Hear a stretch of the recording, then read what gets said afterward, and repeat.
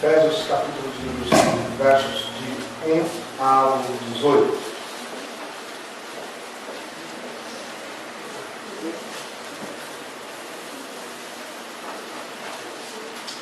Diz assim a palavra do nosso Deus: sede, pois, imitadores de Deus como filhos amados, e andai em amor, como também Cristo vos amou e se entregou a si mesmo por nós, em oferta e sacrifício a Deus em cheiro suave. Mas a prostituição e toda impureza ou avareza nem ainda se nomeia entre vós, como convém a santos, nem torpezas, nem parvoíces, nem chocarrices, que não convém, mas antes ações de graças. Porque bem sabeis isto, que nenhum fornicário ou impuro ou avarento, o qual é idólatra, tem herança no reino de Cristo e de Deus. Ninguém vos engane com palavras vãs, porque por estas coisas vem a ira de Deus sobre os filhos da desobediência. Portanto, não sejais seus companheiros. Noutro tempo erais trevas, mas agora sois luz do Senhor. Andai como filhos da luz, porque o fruto do Espírito está em toda bondade, justiça e verdade, aprovando o que é agradável ao Senhor. E não comuniqueis com as obras infrutuosas das trevas, mas antes condenai-as, porque o que eles fazem em oculto até dizer é torto. Mas todas essas coisas se manifestam sendo condenadas pela luz, porque a luz tudo manifesta. Pelo que diz: desperta, tu que dormes, levanta-te dentre os mortos, e Cristo te esclarecerá. Portanto, vede prudentemente como andais, não como necios, mas como sábios, remindo o tempo, porquanto os dias são maus. Pelo que não sejais insensatos, mas procurai entender qual seja a vontade do Senhor. E não vos embriagueis com vinho, em que há contenda, mas enchei-vos do Espírito. Vamos orar. Pai Santo, muito obrigado por este momento especial que nós estamos aqui reunidos na tua casa. Muito obrigado pela leitura da tua palavra e pela comunhão preciosa que temos com os nossos irmãos. Oramos para que o Senhor abençoe nosso coração, nossa mente, de modo que não apenas entendamos a tua palavra, mas ao absorvermos a mesma, possamos estar predispostos já a cumprir aquilo que o Senhor tem proposto para nós nesta manhã. Em nome de Cristo, amém. O versículo de número 18 é a ênfase desse capítulo. E ele diz assim: não vos embriagueis com vinho, no qual há contenda, mas enchei-vos do Espírito. Queridos irmãos, ser cheio do Espírito Santo não é uma opção. Preste atenção no verso, é uma ordem. Todo crente deve viver cheio do Espírito, por uma razão. Hoje nós vivemos em um mundo que tenta nos encher, enfiar goela abaixo de nós aquilo que ele quer, não é? Olhe para o seu redor, olhe para aquilo que está acontecendo, olhe para aquilo que acontece à nossa volta, e você vê as propagandas de televisão tentando enfiar goela abaixo da gente aquilo que eles querem que a gente acredite. O próprio governo, né, coloca milhares e milhares de chamadas na televisão, horário disso, horário daquilo, tentando enfiar goela abaixo de nós, que o Brasil dá mil maravilhas, que não vai faltar água para ninguém, não vai faltar energia elétrica para ninguém, quer que a gente engula. Então, o mundo, o governo, a própria sociedade de hoje quer que a gente fique cheio de alguma coisa que agrade ou que satisfaça os desejos deles. Nós temos duas opções: ou nós nos enchemos daquilo que Deus propõe, ou nós nos enchemos daquilo que está ao nosso redor propõe, né? Por isso é uma ordem bíblica: enchei-vos do Espírito. E diante disso, não ser cheio do Espírito Santo é um descontrariar da própria pessoa de Deus, porque todos os crentes têm o Espírito Santo, então devem ser cheios do Espírito Santo. Note, uma coisa é sermos habitados pelo Espírito Santo, e todo crente é. Outra coisa é transbordar dele. É um pouco diferente. Uma coisa é o Espírito Santo residir em nós, outra coisa é ele estar comandando a nossa vida mesmo, e quando a gente está em obediência a ele. Então, a expressa vontade de Deus para nós é uma vida abundante. E uma vida abundante só é possível se essa vida for cheia do Espírito Santo. Paulo aqui em Efésios divide o seu livro em duas grandes partes. Nos capítulos de 1 a 3, Paulo ele fala da doutrina, a doutrina da vida cristã, as doutrinas básicas do cristianismo, como por exemplo a Trindade, no capítulo 1, por exemplo. Mas nos capítulos de 4 a 6, Paulo fala como é que nós pegamos essa doutrina e colocamos ela em prática. Como é que essa doutrina faz sentido? Então é como se nós tivéssemos a comida no capítulo de 1 a 3 e nos capítulos de 4 a 6 o período da digestão. Como é que nós absorvemos aquilo, né? E ele deixa muito claro no versículo 18 que não é possível a gente digerir e colocar em prática realmente sem que o Espírito Santo esteja comandando, controlando a nossa vida, cuidando, orientando a nossa vida. Vamos pensar então nessa direção que ele dá sobre a ação do Espírito Santo em nós. Minha oração, meu desejo é que todos nós aqui não somente entendamos, mas venhamos a desejar uma vida repleta, controlada, guiada, guardada, orientada pelo Espírito de Deus na nossa vida. Realmente, irmãos, é a melhor maneira de se viver neste mundo, né? Uma vida cuidada pelo Espírito de Deus. Preste atenção um pouquinho no versículo 18, porque o apóstolo Paulo diz que há uma certa semelhança superficial, uma certa comparação que ele faz entre os efeitos de uma pessoa, que a bebida produz na vida de uma pessoa, e aquilo que o Espírito Santo faz na vida daquele que se deixa controlar por ele. Preste atenção que existe uma ordem, ele diz assim, ó, não se embriague com o vinho, que nele há problemas. Mas, quer dizer, ao contrário, não se encha de bebida, se encha do Espírito Santo. Encha-se do Espírito. Uma pessoa embriagada, você sabe bem disso, uma pessoa que está debaixo do poder do álcool, hoje não é só mais álcool, né? Hoje é droga, e há muitas outras coisas que entorpecem hoje a mente de uma pessoa. A bebida entorpece. Então uma pessoa entorpecida, uma pessoa embebedada, não é? Que está sob o poder do álcool, ela faz coisas que até não é Deus não, é o diabo duvida. Literalmente. Uma pessoa sob o efeito de álcool, gente, faz cada coisa, cada absurdo, tem cada atitude, e jamais ela faria aquilo se tivesse de uma forma ajuizada, né? Então, o álcool, ele faz com que a pessoa perca a inibição e torna ela ousada para fazer coisas que ela não faria de outro jeito. Então, o apóstolo Paulo claramente diz assim, olha gente, o álcool produz esses efeitos. Você não deve se deixar dominar pelo álcool, mas você deve se deixar dominar e controlar pelo Espírito. Porque uma pessoa controlada pelo Espírito, ela continua sendo a pessoa, ela continua sendo ajuizada, mas ela vai ter ousadia em Deus para realizar e falar e fazer coisas que sem o controle do Espírito ela não tem. Ela precisa ser dominada pelo Espírito para realizar certas obras. Ela precisa ser controlada mesmo. Por exemplo, um adolescente dentro de uma classe de aula de 40 alunos. Se ele não se deixar controlar pelo Espírito Santo, ele não vai ter coragem de se levantar e dizer assim, meu nome é fulano de tal, eu moro no bairro tal, eu e minha família tem o sobrenome tal, e eu sou um crente em Jesus Cristo. Hoje em dia, é muito difícil uma adolescente, por exemplo, encarar 40 outros alunos identificando-se como crente se ele não tiver sendo dominado e controlado pelo Espírito, se não estiver andando em Espírito. Então, uma pessoa governada pelo Espírito realmente é uma pessoa diferente. O Espírito Santo age em nós, irmãos. Por exemplo, em Atos 13:2, foi o Espírito Santo quem disse à igreja, apartai-me a Barnabé e a Paulo para a obra que eu os tenho chamado.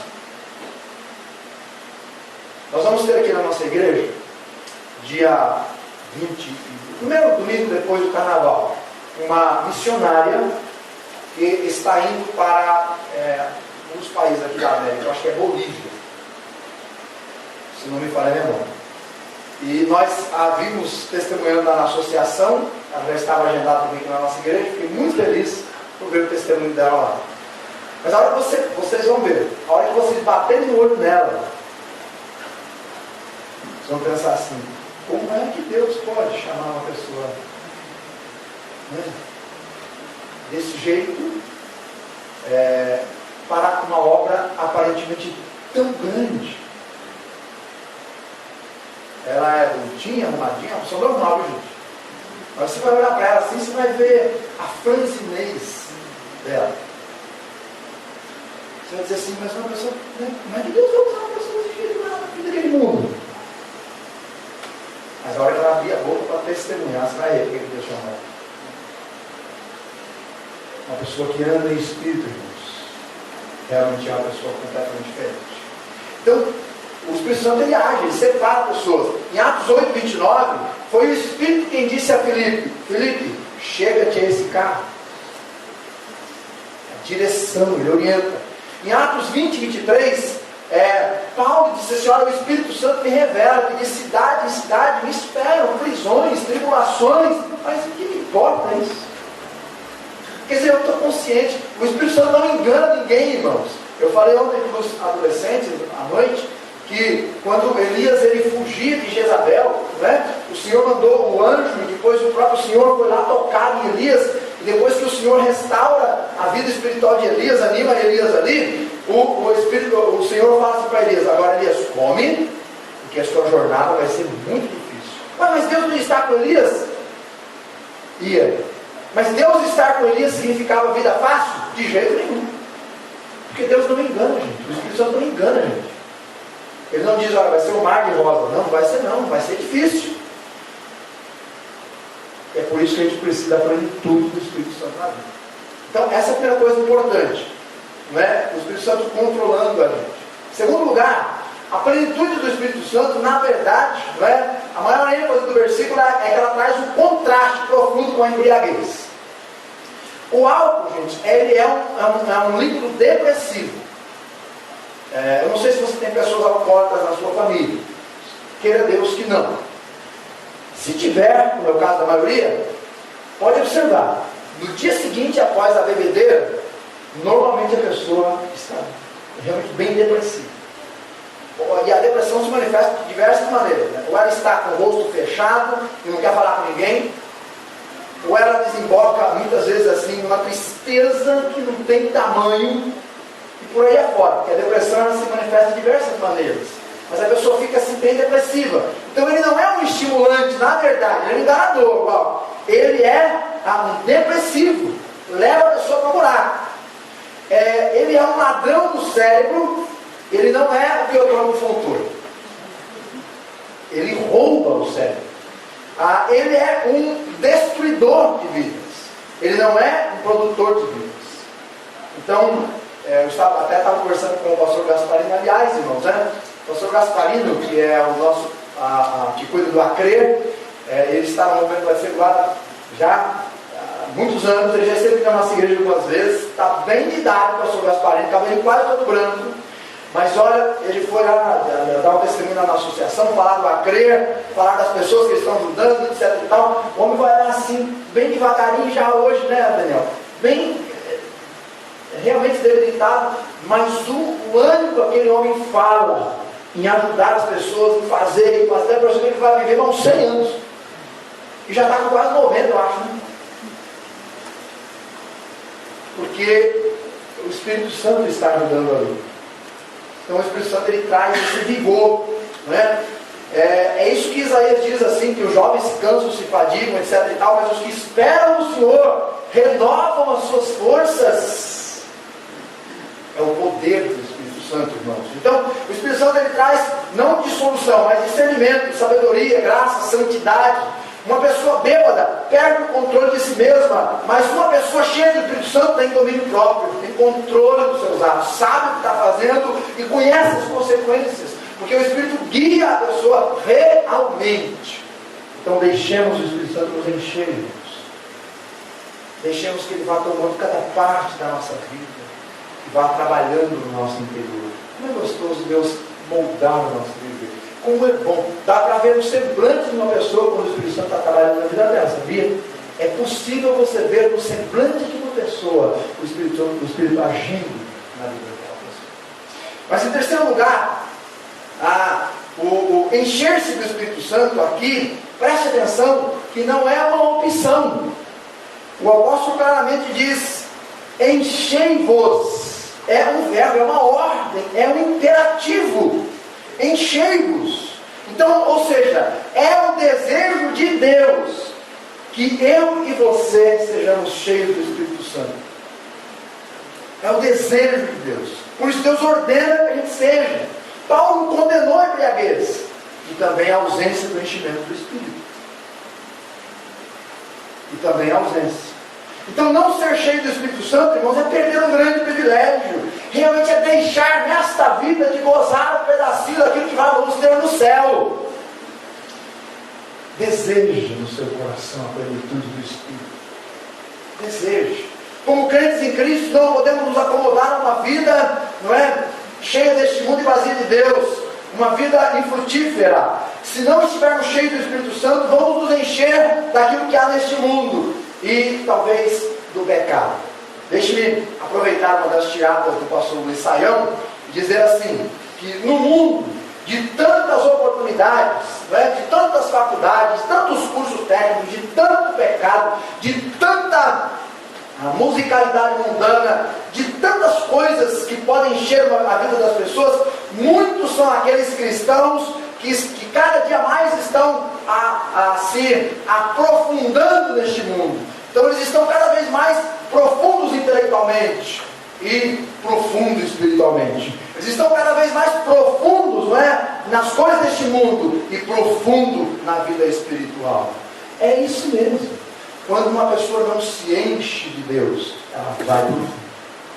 Quando uma pessoa não se envolve com as coisas de Deus, ela vai para o fundo. Não estar cheio do Espírito Santo praticamente é pecar contra o Espírito Santo, é entristecê-lo, é apagá-lo, é desobedecê-lo, é deixar que o ministério da habitação, da consolação, da transferência de poder mesmo, porque Jesus disse: eu vou dar para vocês o Espírito Santo, e Ele vai dar para vocês poder para ter uma vida diferente, poder para testemunhar, vocês vão ser minhas testemunhas, poder para falar do meu nome, poder para vencer o pecado e o mal.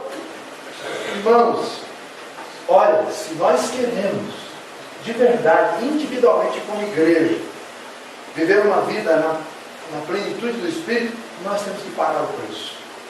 Nós temos que desejar, nós temos que limpar o nosso coração, realmente cada dia ir tirando, retirando da nossa memória aquilo que pode danificar a nossa intimidade com Deus, e cada dia mais apresentarmos na presença do Senhor, que Ele possa ir transformando, trabalhando com a sua palavra, com o seu Espírito na nossa vida.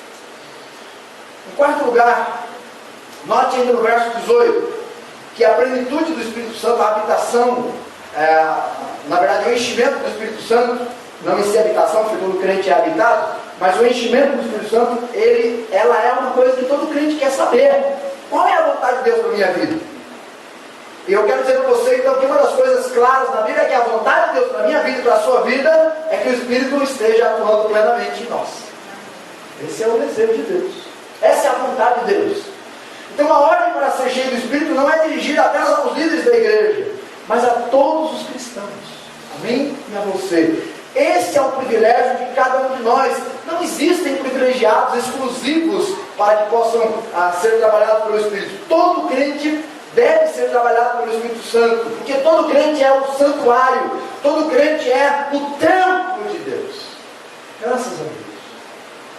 Graças a Deus.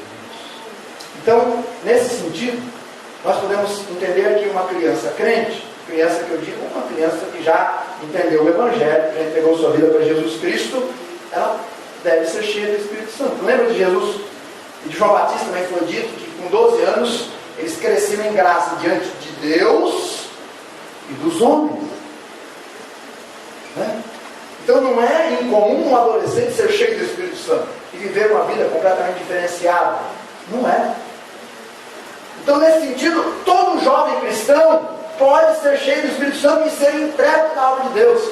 Nós estávamos essa semana no curso de aconselhamento também, e no último dia nós tinha uma tarefa, e aí um jovem de 26 anos fez parte eu, o Ana e ele, da nossa pequena equipe ali, e ele estava testemunhando para nós a sua vida. Irmãos, quanto sofrimento aquele menino já passou. Quanto sofrimento. Recentemente, em 2010, ele sofreu um acidente. onde ele realmente ficou entre a vida e a morte, né? Ele bateu de moto no caminhão parado e abriu a cabeça assim, e ele teve vários problemas, né? São vários, não tem como me lembrar de todos. E ele sofreu muito, sabe? E não só isso, mas ele mora no interior do Espírito Santo, e ele contava para nós as dificuldades, a própria família dele. Mas na medida que nós ouvimos, e na medida que nós vimos durante a semana assim, a alegria daquele menino de servir o Senhor, de trabalhar, por exemplo, na Cracolândia, em São Paulo, voluntariamente, sem sustento algum, o prazer de estar ali servindo o Senhor, não podíamos concluir outra coisa. É um jovem cheio do Espírito de Deus. E como é bonito, irmão, vocês vão ver a Duda, né? Quem é missionário aqui, eu tenho que falar pouco, senão eu acabo com essa mulher, não falo demais. Mas vocês vão ver, ela é uma menina, uma jovem praticamente, né? Bem jovem mesmo, e largando tudo, literalmente, até o próprio país, em prol de fazer a vontade de Deus para a sua vida. É incrível, é simplesmente maravilhoso. Então, jovens cheios do Espírito Santo, homens, idosos, né? Nossa igreja é privilegiada, nós temos a melhor idade bem representada aqui, não é verdade, meu terceiro?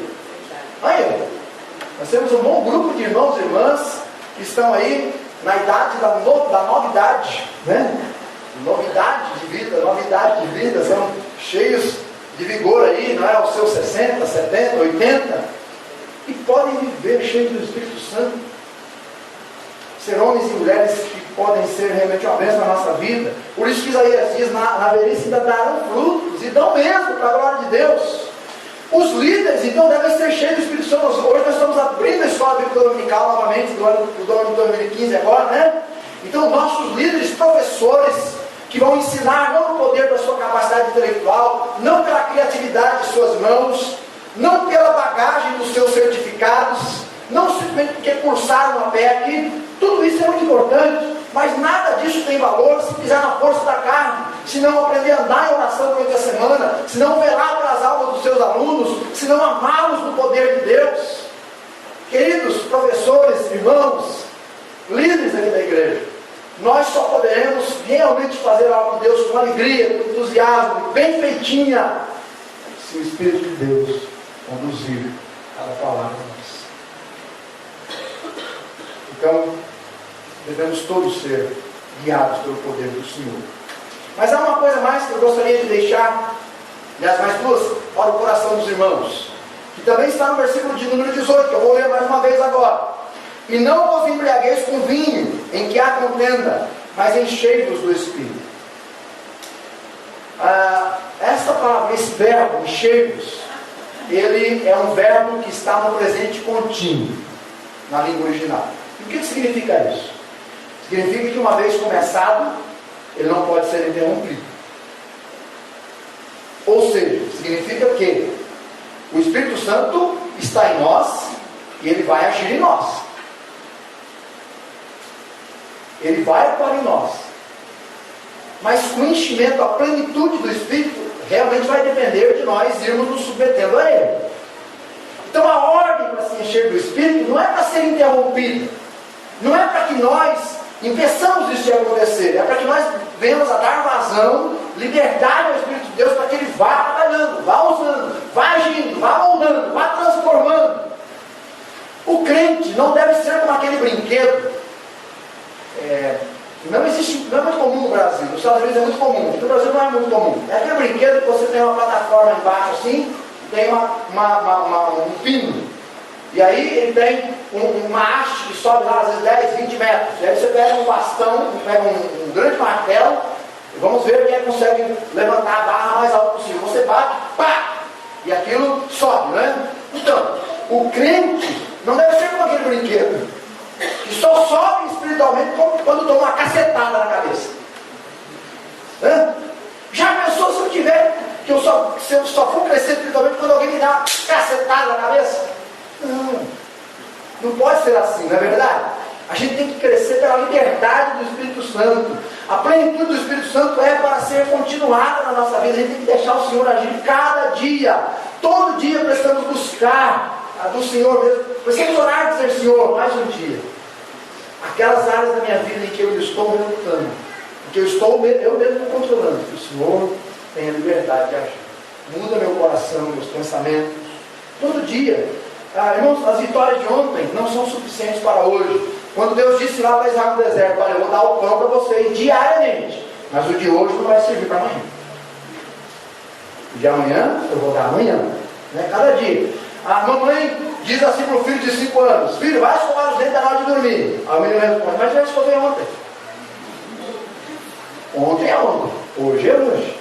A gente tem que andar cada dia, irmãos, cada dia progressivamente. Então, o fato de que Deus pode usar uma pessoa hoje, Ele vai usar amanhã, se ela continuar andando com Deus, na plenitude. Precisamos depender do Senhor cada dia.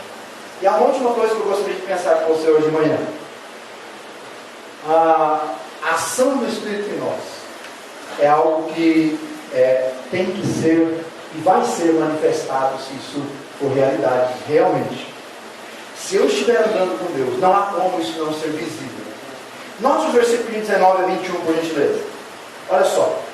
Falando entre vós em salmos, hinos, cânticos espirituais, cantando e salmodiando ao Senhor no vosso coração, dando sempre graças por tudo a nosso Deus e Pai, em nome do nosso Senhor Jesus Cristo, sujeitando-vos uns aos outros no temor de Deus. Eu queria chamar a sua atenção, porque do capítulo 4, verso 17, até o capítulo 5, versículo de número 33, nós temos todos os frutos dentro da carta de Paulo aos Efésios que serão produzidos na vida de uma pessoa que anda em espírito. Agora, eles estão ali e eles vão surgir. É necessário que eles sejam visíveis, porque é com eles, na nossa vida, assim que nós vamos conviver com as pessoas. Então, note, uma pessoa cheia do Espírito Santo, ele tem comunhão com os irmãos. Verso 19 diz isso. Mas se uma pessoa não viver em espírito, ele vai ter pouca comunhão.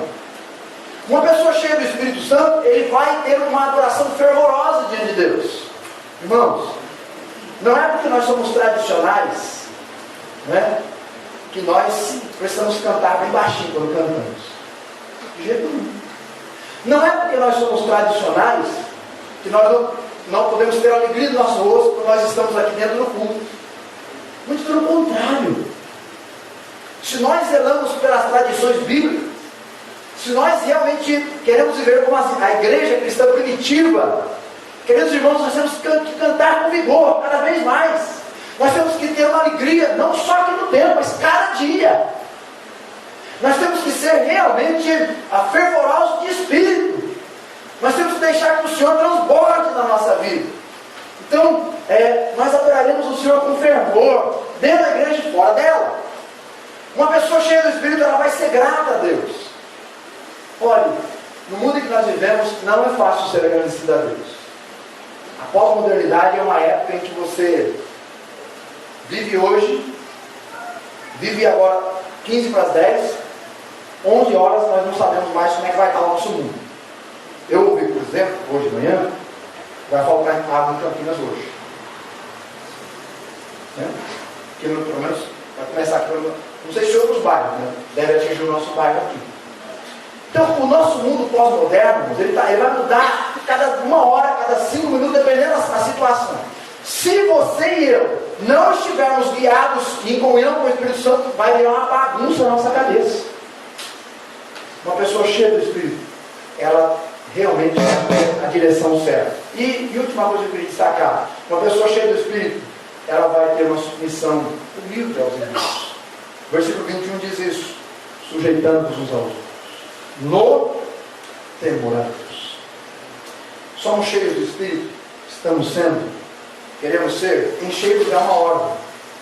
E se é uma ordem, devemos obedecer.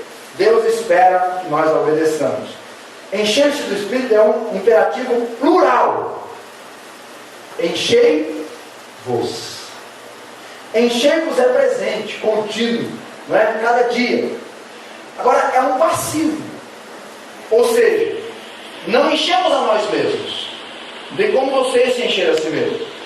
Na verdade, você se submete, e eu também, a Deus, e Ele opera a missão. Os versículos de número 22 a 33 falam dos deveres domésticos. Eu estava pensando, por que o Senhor manda a gente ser cheio do Espírito, no versículo 18, nos dá o contexto de todos os benefícios do capítulo 4, verso 17 até o capítulo 5, versículo 21, e deixa para a parte final do capítulo 4, aliás, do capítulo 5, as questões familiares. E aí eu descobri por quê.